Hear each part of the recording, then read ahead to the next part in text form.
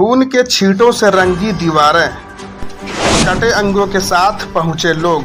अस्पताल पर धमाके के बाद भयावह मंजर। गाजा के अल अहली अस्पताल पर हुए हमले के बाद फर्श पर हर जगह शव दिखाई दिए।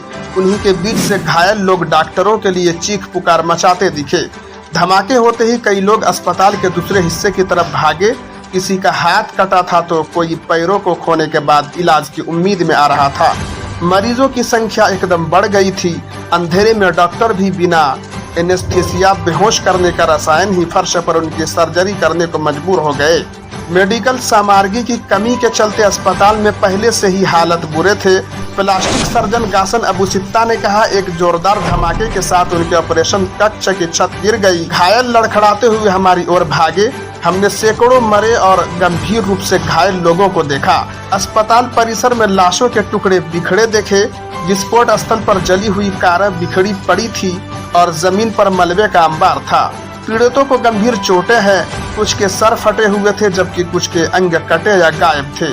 ऑर्थोपेडिक सर्जरी प्रमुख फादिल नईम ने कहा, लोग चीख रहे थे। अस्पताल छत विक्षत शवों और घायल लोगों से भर चुका था। डॉक्टर नईम ने कहा, जिसे भी बचाया जा सकता था हमने उसे बचाने की कोशिश की, लेकिन लोग बहुत ज्यादा थे और मेडिकल टीम बहुत छोटी थी।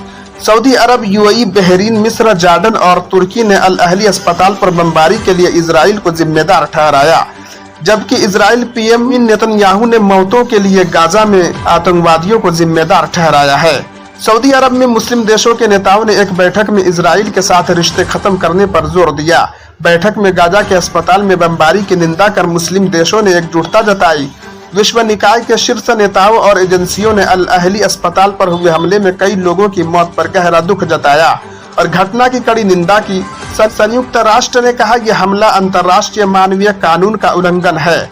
घटना को अंजाम देने वाले अंतर्राष्ट्रीय कानून के अनुसार जवाबदेह ठहराए जाने चाहिए। ऐसी ही महत्वपूर्ण जानकारी के लिए हमारे चैनल को जरूर सब्सक्राइब कर लीजिएगा। धन्यवाद।